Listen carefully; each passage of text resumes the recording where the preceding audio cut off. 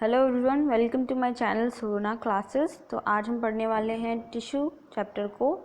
ठीक है, उसके पहले मैं प्रीवियस चैप्टर पढ़ा चुकी हूँ सेल वाला।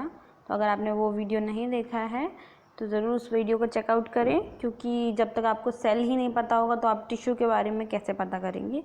तो बेसिक्स हैं उसमें चैप्टर के, तो आप वो ज़रूर देखें। उसके बाद देखिए, मैंने उस पर वीडियो बनाए हैं, आप प्लेलिस्ट चेक कर सकते हैं मेरी फंडामेंटल यूनिट ऑफ लाइफ की। ठीक है, तो हम स्टार्ट करते हैं टिश्यू को।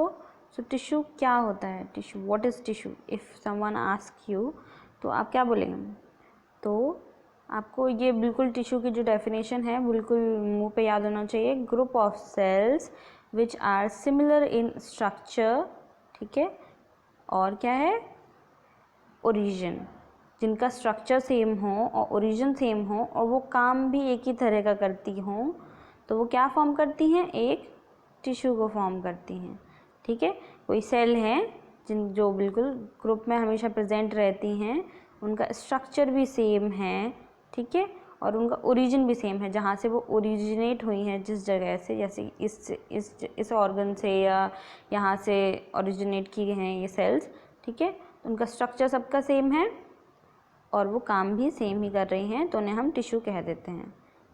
बहुत सिंपल सी डेफिनेशन है, कॉमन है, तो आप बिल्कुल याद रखिए इसको। ऐसे इसके एग्जाम्पल क्या होंगे टिश्यू के?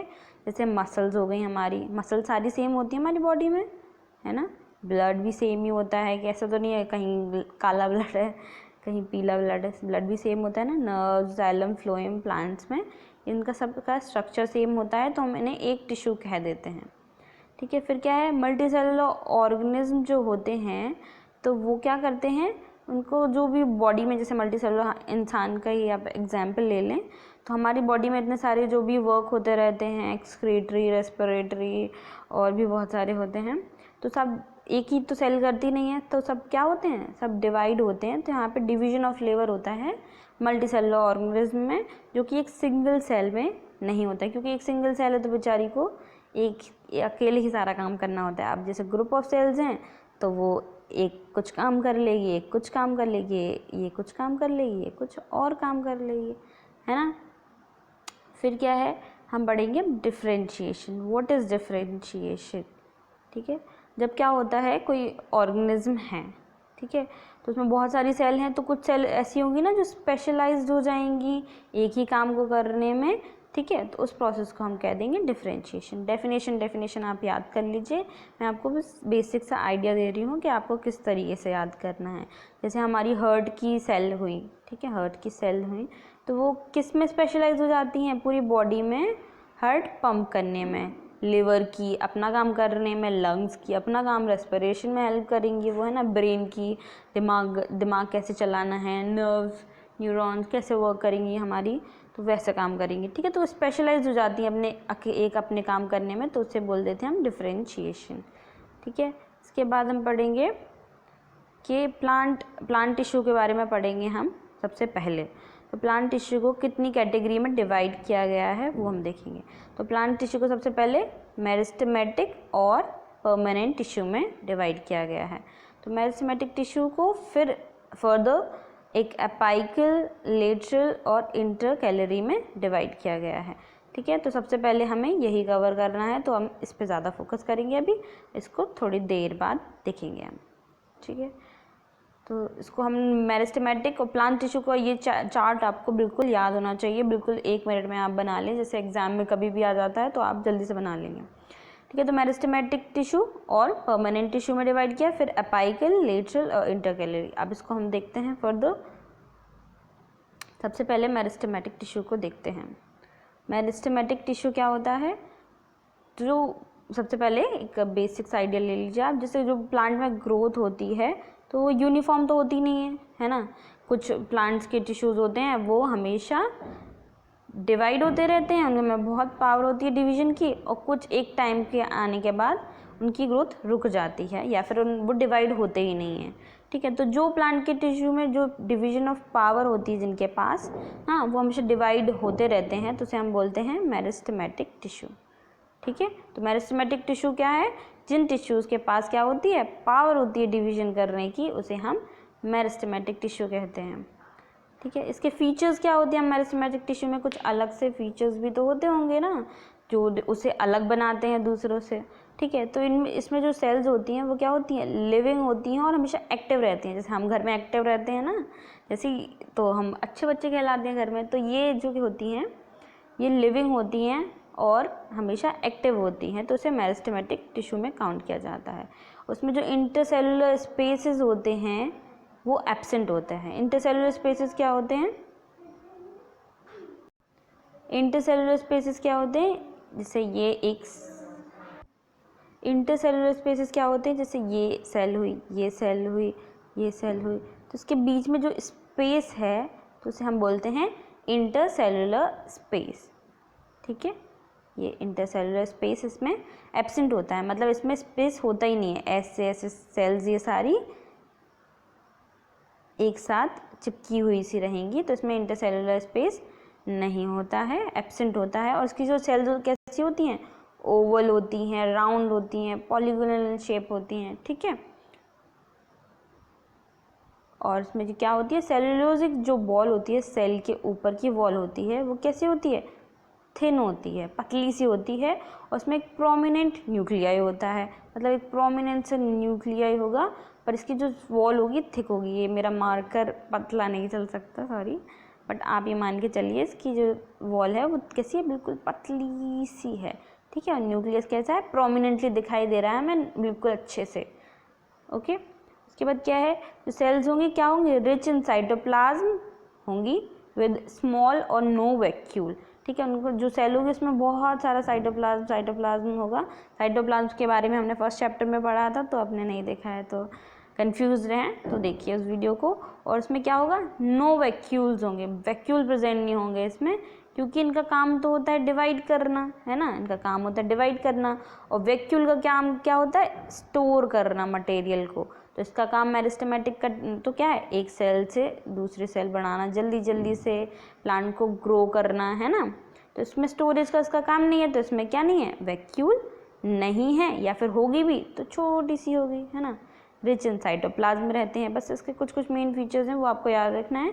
एग्जाम में पूछ लेते हैं कि बताइए आप मेरिस्टेमेटिक टिश्यू के फीचर्स बताइए, सेल्स कैसी होती हैं, तो एक आप माइंड में इमेज बना लीजिए कि ऐसी ऐसी होती हैं, ठीक है। फिर क्या है, इसकी सेल्स में क्या होती है, ग्रेट पावर ऑफ डिवीजन, ये मैंने अभी बता ही दिया था आपको डेफिनेशन में।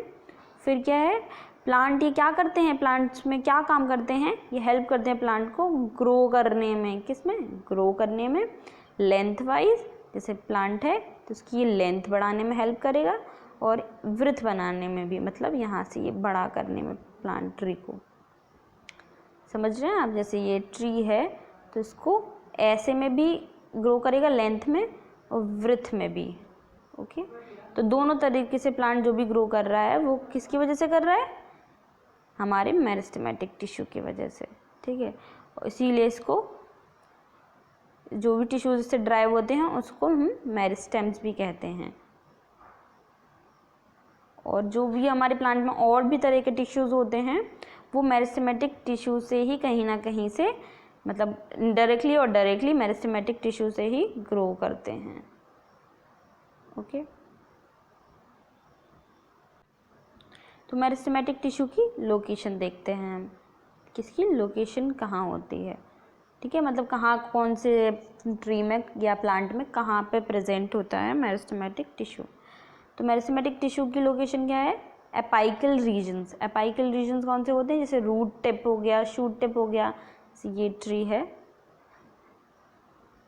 ये ट्री है, तो इसके जैसे ये इसकी टिप पे प्रेजेंट होगा यहाँ पे, ठीक है, रूट शूट टिप, और यहाँ पे रूट में कहीं ये, जैसे ये गंदा सा ड्राइंग बन रहा है, सो सॉरी, ठीक है। तो यहाँ पे ये रूट की टिप में प्रेजेंट होगा, मतलब प्लांट कहाँ से ग्रो करता है, रूट्स उसकी ग्रो करती हैं तो यहाँ प्रेजेंट होगा, ठीक है।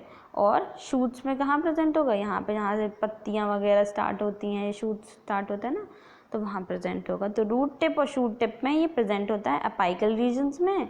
और कहाँ प्रेजेंट होता है, इंटरकैलरी, ठीक है। जैसे एक ये प्लांट है तो यहाँ पे इसके बीच बीच में जो स्पेसेस रहते हैं, इसका डायग्राम मैं आपको भी दिखाऊंगी तो आपको क्लियर हो जाएगा। तो वहाँ प्रेजेंट होता है इंटरकैलरी, एपाइकल रीजन्स, इंटरकैलरी और कैम्बियम ऑफ वस्कुलर बंडल्स।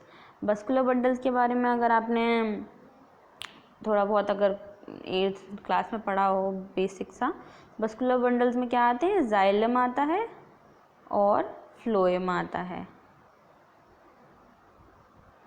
ठीक है। तो वस्कुलर बंडल के कैम्बियम में प्रेजेंट होता है। तो हम क्लासिफिकेशन ऑफ मेरिस्टेमेटिक ख़त्म करके इसका डायग्राम देखेंगे, ठीक है। बस बेसिक सा इसका क्लासिफिकेशन है, ठीक है। ये 3 पार्ट्स में 3 टाइप्स में डिवाइडेड होता है on the basis of location, मतलब कहाँ कहाँ प्रेजेंट होता है उसके हिसाब से इसको 3 पार्ट्स में डिवाइड किया गया है। सबसे पहला एपाइकल, लेटरल और इंटरकैलरी। अब इसकी हम लोकेशन देखते हैं कि ये कहाँ है। तो ये देखिए एपाइकल, ये शूट, ये एक ट्री का समझ लीजिए, एक ट्री है, ओके, ट्री या प्लांट। तो इसका जो सबसे ऊपर वाला पोर्शन में क्या होगा, कौन सा टिश्यू होगा, एपाइकल मेरिस्टेमेटिक का होगा, मेरिस्टेमेटिक टिश्यू का एपाइकल वाला होगा, ठीक है। लोकेशन से बता रहे हैं। इंटरकैलरी, यहाँ मतलब जो भी टिश्यू होंगे उसे हम इंटरकैलरी बोल देंगे। और ये जो शूट को ऐसे वृत्त में हेल्प कर रहा है वो ग्रो करने में, तो उसे हम बोलेंगे lateral meristem. So I hope आपको क्लियर हो गया हो इसकी लोकेशन। एक बार और अच्छे से देख लीजिए आप, एपाइकल, इंटरकैलरी और लेटरल मेरिस्टेम्स। और ये किसका डायग्राम है, मेरिस्टेम्स ऑफ शूट, मतलब जो पोर्शन हमें ट्री का दिखता है ना ऊपर से, यहाँ प्लांट लगे होते हैं, तो वो उसका डायग्राम है। ये हो गया, ये हो गया। अब इसके हम एपाइकल, लेटरल और इंटरकैलरी के बारे में थोड़ा थोड़ा एक छोटे छोटे शॉर्ट नोट्स टाइप का पढ़ते हैं। ये नोट्स मैंने खुद से बनाए हैं, सो आई थिंक ये आपको ज़्यादा हेल्प करेंगे कंपेरेटिव टू एनसीईआरटी, क्योंकि एनसीईआरटी में क्या होता है, थ्योरी लिखी रहती है, डायग्राम्स बहुत कम होते हैं, बच्चे इस तरीके से बोर हो जाते हैं। सो इस वजह से मैंने सोचा कि मैं खुद से इस बार ट्राई करूँगी बनाने का, ठीक है। तो सबसे पहले हम ख़त्म करते हैं एपाइकल को। एपाइकल हमने लोकेशन इसकी देख ली, कहाँ प्रेजेंट होता है, रूट्स में और शूट्स में। अभी हमने शूट्स की देखी थी, रूट का डायग्राम आई थिंक बुक में नहीं था, तो शूट का आप रूट का समझ लीजिए कि ये रूट, प्लांट की रूट है, तो ये यहाँ पे कहीं प्रेजेंट होता है, ठीक है।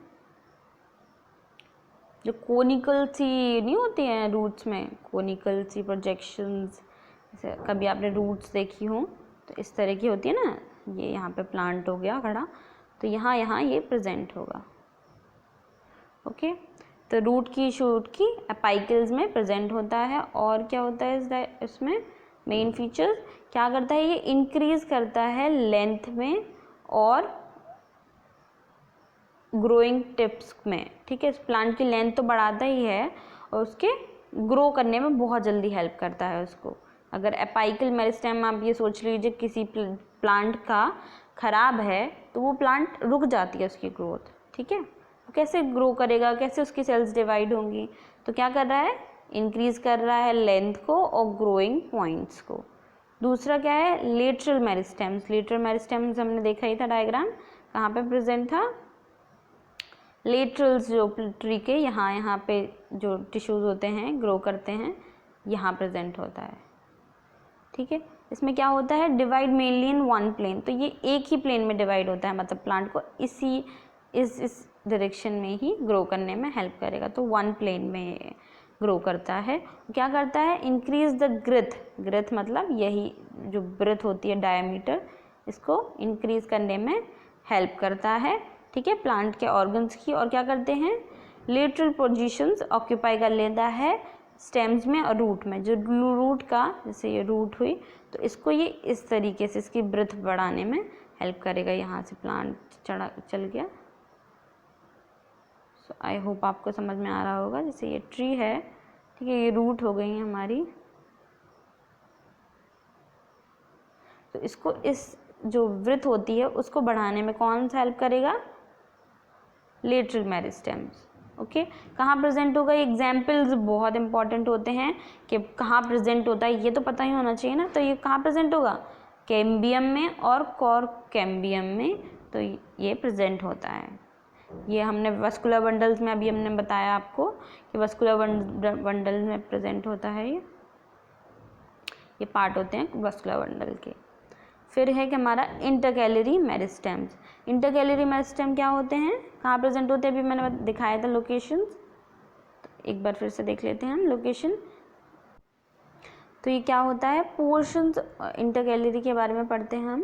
तो ये क्या होता है कि portions of apical meristems which have separated from apex during development. तो जैसे प्लांट का डेवलपमेंट हो रहा है तो एपाइकल जो है अब वो डेवलप करते करते यहाँ आ जाएगा, तो ये वाला जो पोर्शन होगा इसको हम बोल देंगे इंटरकैलरी मेरिस्टेम। तो ये कहाँ मेनली इसका लोकेशन होता है, बेस ऑफ द लीव और द इंटरनोड्स। ठीक है, जैसे जो हमारी लीव्स का बेस होता है, जैसे ये हो यहाँ पे हमारी लीफ है, ठीक है, तो यहाँ पे जो यहाँ पे टिश्यू होगा प्रेजेंट तो उसे हम इंटरकैलरी बोलेंगे। और इंटरनोड मतलब यहाँ पे ये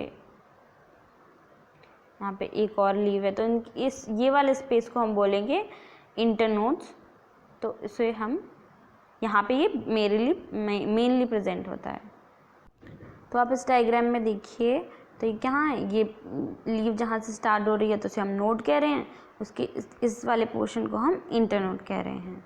ठीक है, और ये यहाँ पे जो बर्ड स्टार्ट हो रही है मतलब छोटी सा प्रोजेक्शन, तो उसे हम बड कहते हैं। तो ये प्लांट का एक स्टेम का स्ट्रक्चर दिखा रही हूँ मैं, जो बहुत लोगों को अभी क्लियर नहीं हुआ होगा इंटरनोड वगैरह, तो इसलिए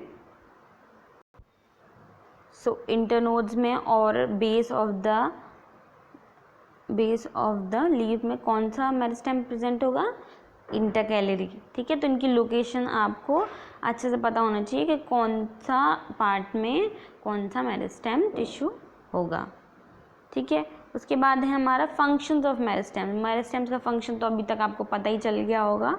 ठीक है, तो फिर भी meristems are actively dividing tissue of the plant. ये तो हमने अभी तक कवर कर ही लिया है कि बहुत एक्टिव डिवाइडिंग टिश्यूज़ होते हैं इसमें, जो प्लांट को क्या करते हैं, ग्रोथ प्रोवाइड करते हैं।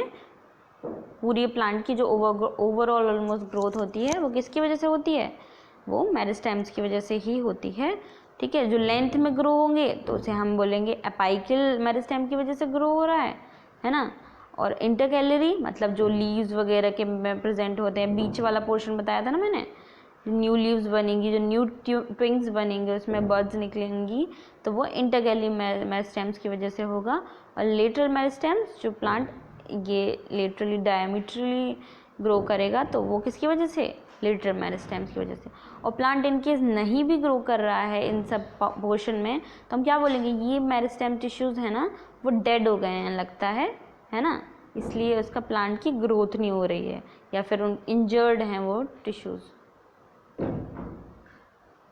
ठीक है, तो कुछ और भी फंक्शंस होते हैं मेरिस्टेम्स के, तो हम वो भी देख लेते हैं। ठीक है, जैसे प्लांट में कोई न्यू ऑर्गन्स डेवलप हो रहा है, ठीक है, उसकी ग्रोथ हो रही है ऑर्गन की, तो वो किसकी वजह से होगी, division of meristematic tissue. Okay, फिर क्या है, जैसे सेकेंडरी टिश्यूज़ होते हैं कुछ, उनको क्या बोलते हैं, वुड, लकड़ी हुई, कॉर्क हुई, है ना, तो वो किसकी वजह से फॉर्म होते हैं, वो भी मेरिस्टेम्स की वजह से ही फॉर्म होते हैं। ओके, जैसे प्लांट में कोई इंजरी हुई या वुंड हो गया, ठीक है, प्लांट्स को जैसे हम कट करते हैं, है ना, तो उसके बाद भी तो थोड़े टाइम बाद वो ग्रो करना स्टार्ट हो जाते हैं ना, ये तो नहीं कि मतलब वहीं पे ही रुक जाती है उनकी ग्रोथ, है ना, तो उसको हील करने में उसकी बॉडी को, प्लांट बॉडी को, ठीक है, कौन हेल्प करता है उसको क्योर करने में, मेरिस्टेम्स ही करता है, क्योंकि वो वहाँ पे ग्रोइंग टिप में प्रेजेंट होता है ना, तो वो उसको हेल्प कर देता है कि ग्रो करने में। उसके